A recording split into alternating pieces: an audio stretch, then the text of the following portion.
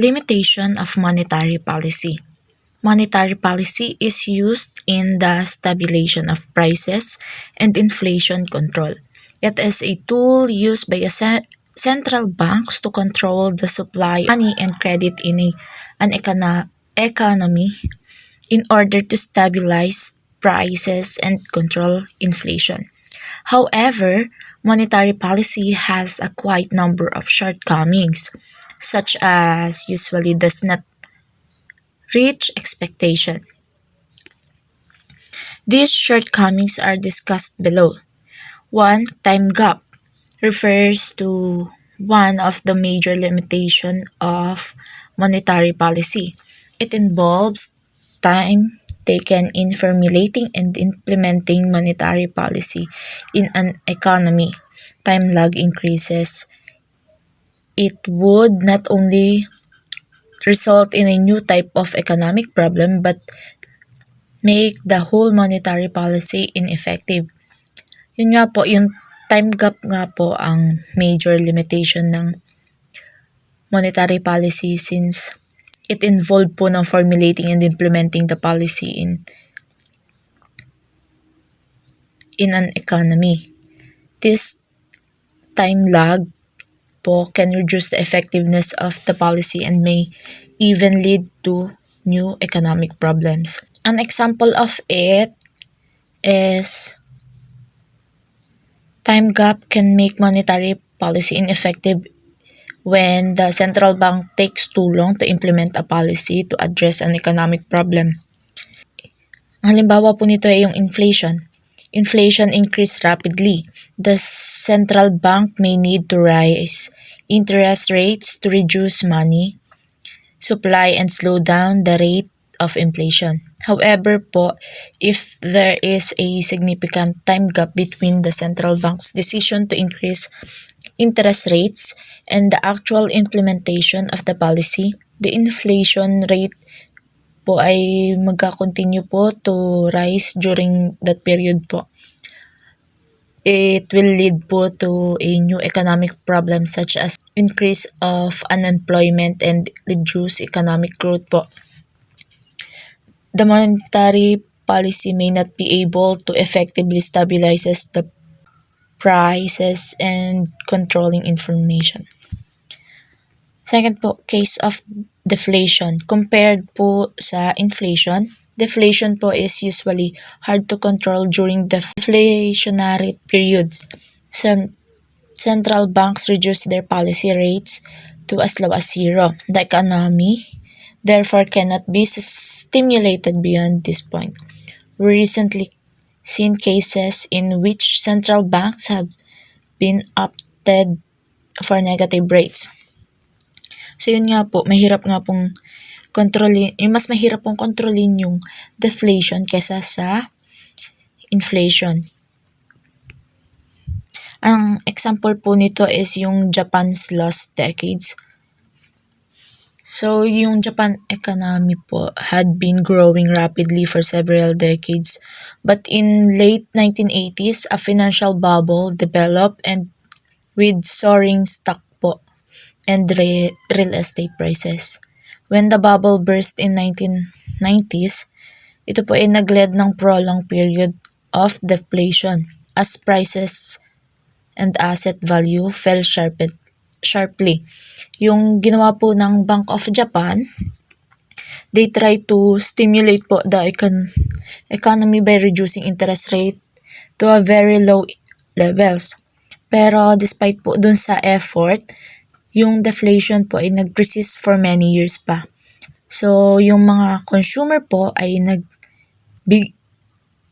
nag-hesitant po na mag-spend ng money as they expected po to continue falling, leading to a reduced demand and lower economic growth po.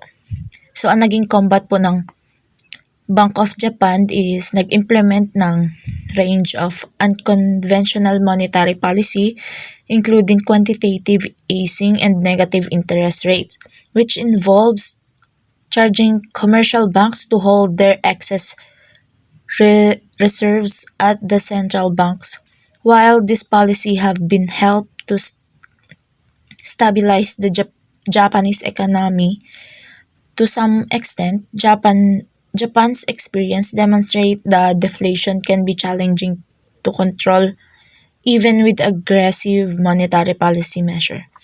Number three po is liquidity trap. A liquidity trap is when interest rates are close to zero and savings rates are high, money rendering monetary policy ineffective.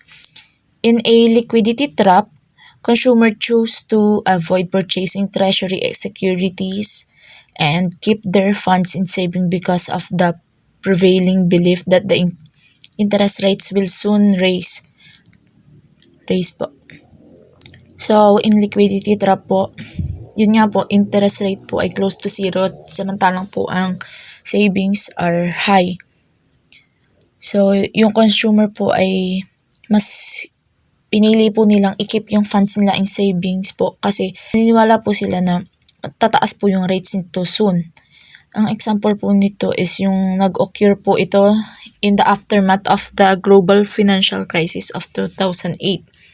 Following the crisis, many central banks around the world lowered their policy interest rates to a very low in order to stimulate economic activity and prevent deflation po. In some countries po, such as Japan and parts of Europe, interest rates fell to zero po and conventional monetary became ineffective.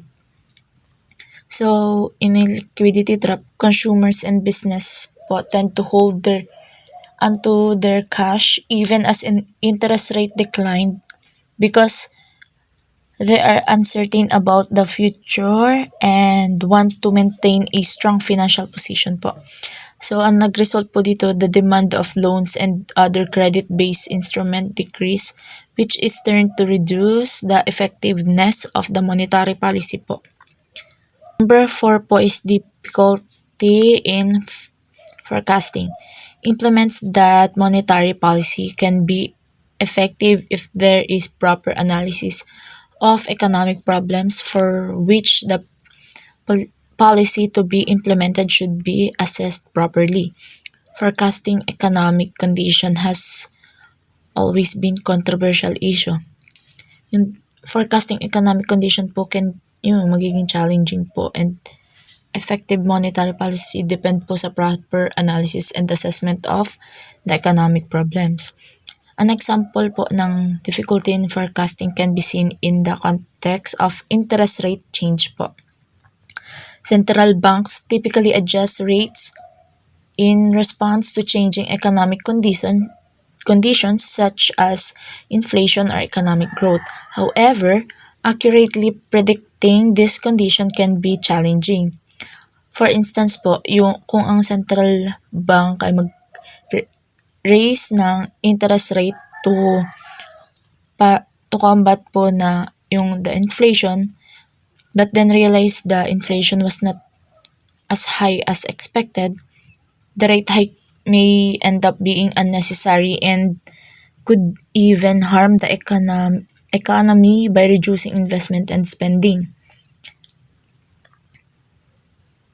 Forecasting error can be also caused by unexpected events po, such as natural disaster or geopolitical tension, which can quickly disrupt economic condition. For example po nito is yung COVID-19 pandemic cause ng widespread disruption po to the global economies in 2020.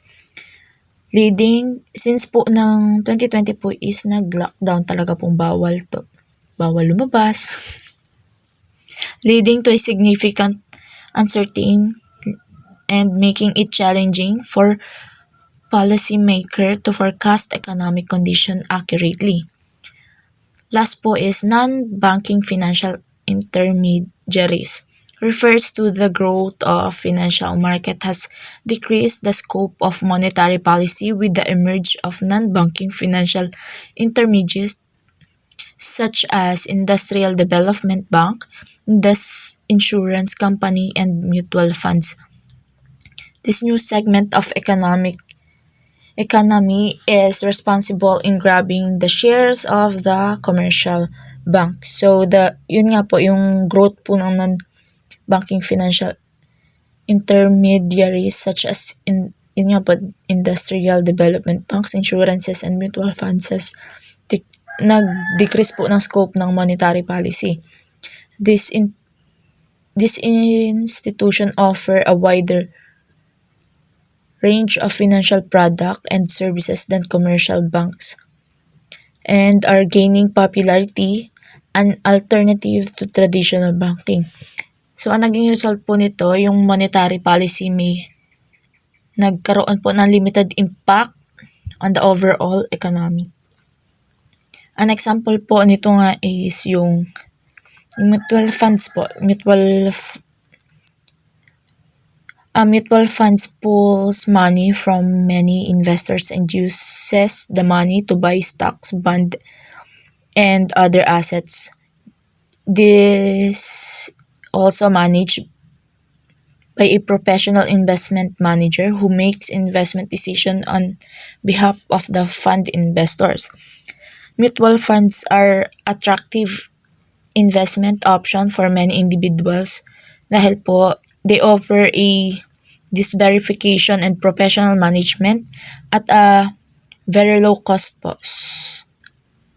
As more people invest in mutual funds, they may be less likely to keep their money in traditional savings account or other bank products. This reduces the effectiveness of monetary policy because interest rates may not have as much as impact on customer behavior po.